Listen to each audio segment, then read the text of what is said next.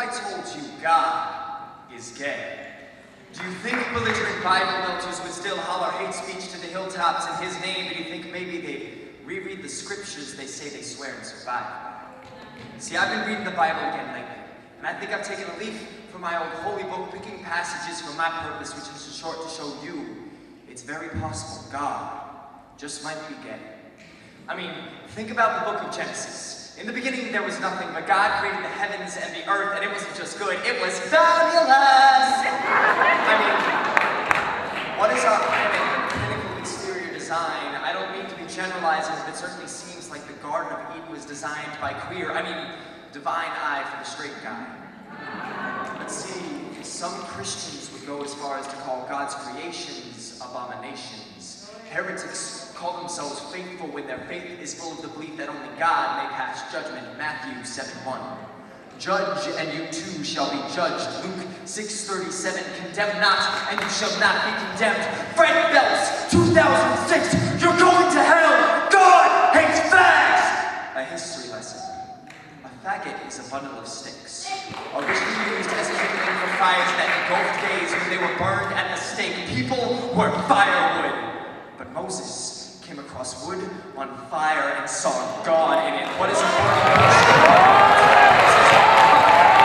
What is a burning bush but bundles of branches on fire? Isn't it funny how faggots and God can look the same sometimes?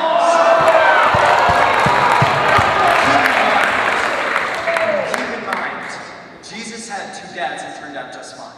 In fact, Jesus had two dads and a surrogate mother who never had sex with either of them. Maybe Mary was the best mother. And I remember that prayer, Hail Mary, full of grace, not full of sin. Pray for us sinners because we have become blinded by bigotry and forgotten that God gave us the rainbow as a promise that we would never be flooded again, either with rain or with ignorance. And now all the homosexual Homo sapiens stand more united under God's rainbow than all his denominations do around the cross. I was brought up believing that my Savior loved us all and never had to specify no homo, but if you have hate in your heart, say it. Don't pray it, don't teach it, and for the love of God, don't preach it, because I'm tired of these fire and brimstone sermons, slinging slurs when not fire and brimstones from voices that should be filled with love and praise instead of raised with hate and rage. I am a Christian, and I believe in saying the Christian thing, which used to sound a lot more like love thy neighbor as thyself. But nowadays, it sounds a lot more like hate at the top of your picket sign. The closest thing to God being hell is waiting for you. They're passing out damnation pamphlets filled with out-of-context Bible verses trying to define God when his meaning is clear. He is acceptance. He is pride. He is humility. He is just. God is perfection. God is protection. God is love. But most importantly, God is gay.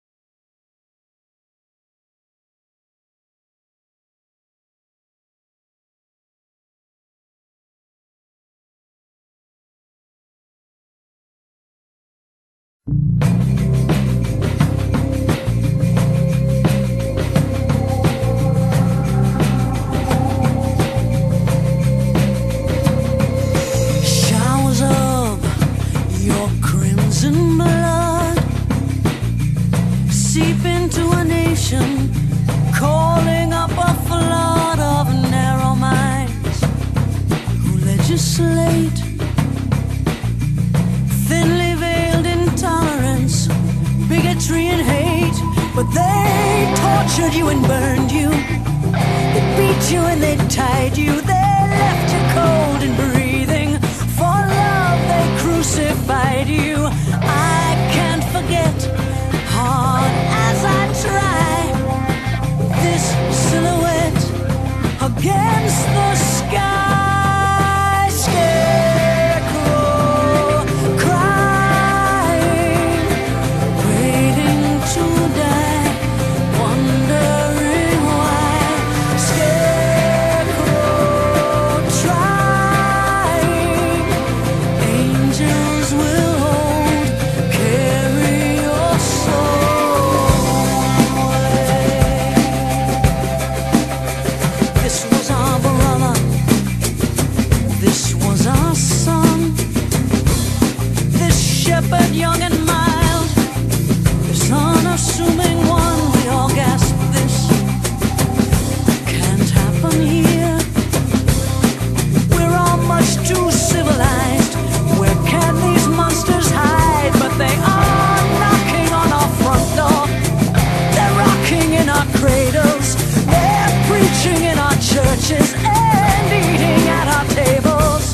But I can't forget, hard as I try, this silhouette against the sky. Scarecrow crying, waiting to die, wondering why. Scarecrow trying, angels will hold, carry your soul away.